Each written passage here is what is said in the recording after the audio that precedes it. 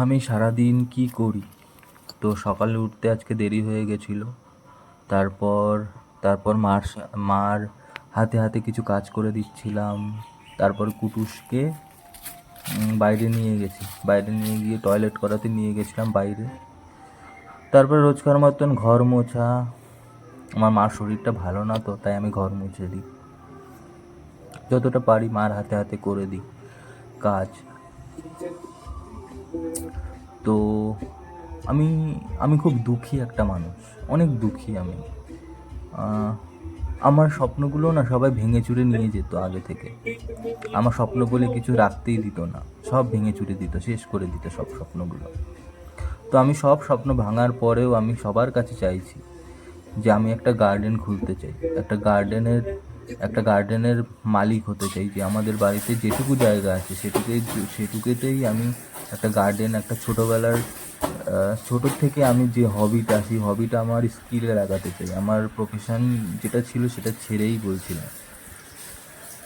তো আমি চাই, আমি সত্যি একটা গার্ডেনার হতে চাই।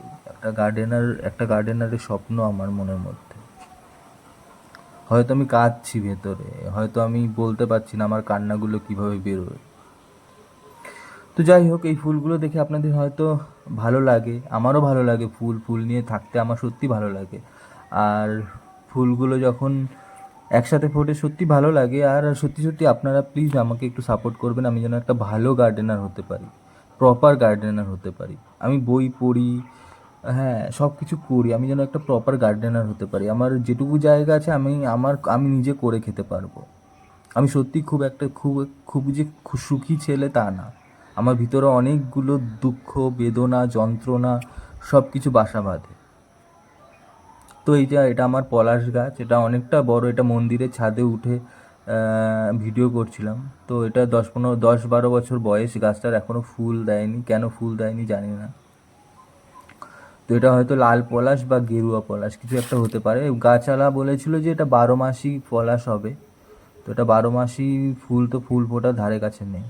আর এটা হলো সুইট লাইম, মানে মালটা, মানে মৌসুম্বির সাথে সাথে মৌসুম্বি হয়েছে আমাদের বাড়িতে। এই গাছটা বাবা কিনে এনেছিল, ছাদে ছিল, পরে এটা নিচে বসানো হয়েছে। তারপর এবার সার প্রয়োগ করার পর এবার গাছে ফল ধরেছে।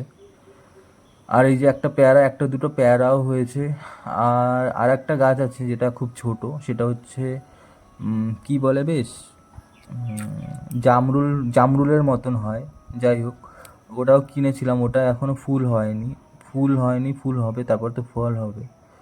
তারপরে এই যে আমার কানে ফুল গুঁজে ঢং করি আমি একটু। প্লিজ আমাকে একটা গার্ডেনার দেখুন আপনারা, প্লিজ প্লিজ প্লিজ একটা ভালো প্রপার গার্ডেনার দেখুন, প্রপার। আর এই যে শিব শম্ভুকে দেয় যে ফুলটা, সেই ফুলটা নিয়েও ভিডিও করেছিলাম। সেগুলো তারপরে আছে? আইসক্রিম এসেছিল, আইসক্রিম কই দেখি, খাবো বলে দেখি খোলো গেছিলাম। আমি খোলো। আইসক্রিম খাবো, আমি পেপসিটা ভালোবাসি। আসলে আর টাকা পয়সা নেই আমার হাতে বেশি, ওই জন্য 5 টাকা দিয়ে পেপসি কিনি। তো এই যে বাড়ি এসছিলাম পেপসি খেতে খেতে, এখন পেপসি খাচ্ছি। আর কুটুসকে দিয়েছি একটা, আমি একটা খেয়েছি।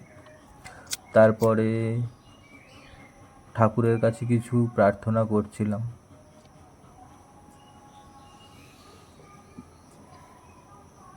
ঠাকুর দেখো যেন আমি একটা সুন্দর নার্সারি খুলতে পারি, আর আমার শরীর ঠিক করে দাও, আমি যেন সুস্থ স্বাভাবিক থাকতে পারি, আর আমি যেন একটা ভালো নার্সারি খুলতে পারি। আমার খুব ইচ্ছে গাছপালা নিয়ে থাকার, সব কিছু নিয়ে থাকার। তো একটা ভালো নার্সারি যেন খুলতে পারি আমি, প্লিজ ঠাকুর দেখো।